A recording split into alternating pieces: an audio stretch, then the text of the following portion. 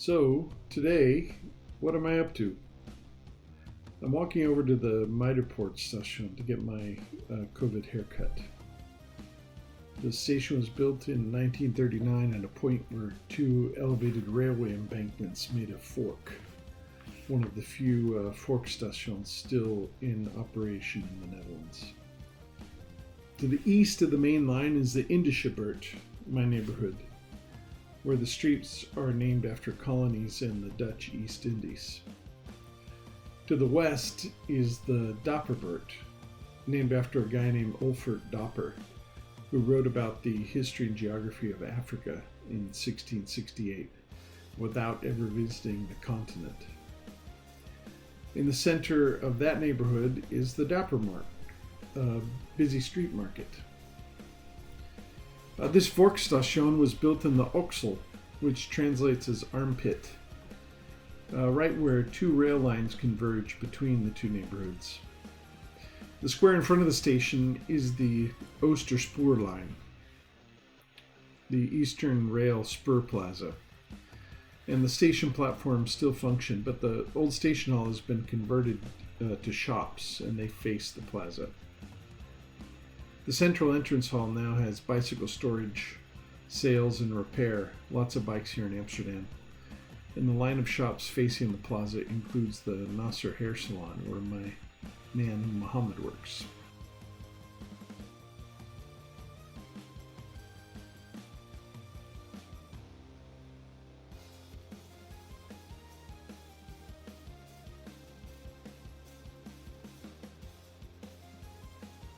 In front of the old station entrance, there's a window display with some chairs, a photo, and explanatory texts.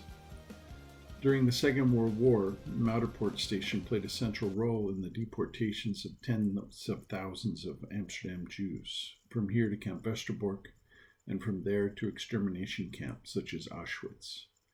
Few returned. A deportation memorial was added to the Oosterspoorlijn as a reminder in 2003.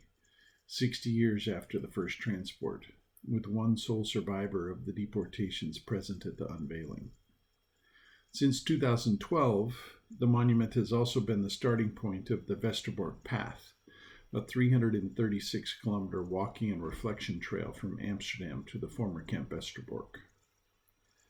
Now this yellow disc. Behind it is a photo of deportees sitting on chairs. The text says, "In the Second World War, a large number of people were deported from Mitterport Station after raids in Amsterdam. Most of them were transported via Westerbork to Central Europe, where they were murdered by the National Socialists because of their Jewish origin. People avoided discussing these events afterward. Still, they had a huge impact on the Dapperbert and Indische neighborhoods. This exhibition has been set up to commemorate those fellow citizens deported from Amsterdam. May we never forget them."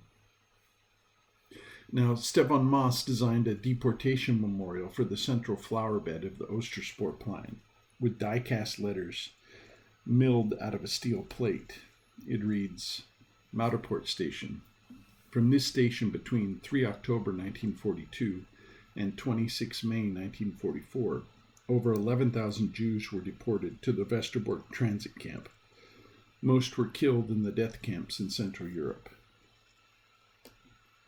An inscription occupies a bench across from the flower bed, milled out of the middle backrest and seat, which reads in Dutch. Mitterport Station. Tocht er door hun schimmen nog een stroom van lang vergeten namen, lang vergeten ogen? Zullen wij nog weten dat we ons zijn vergeten? Mitterport Station.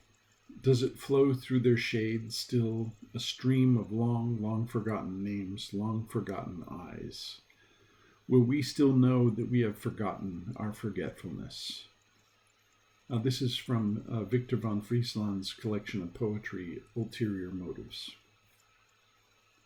So what's the point of this week? First, you get to see the working class neighborhood where I live with my wife. She's Dutch. That was her voice. Second, my own research focuses on unequal power relations, particularly how we treat them. At this extreme, we have racial theories that dehumanize others based upon their different religion, their different appearance, or different customs. Why do we do this? How could we fill the industrial lots between the Polderweg and the Oostersporplein with chairs, thousands of chairs?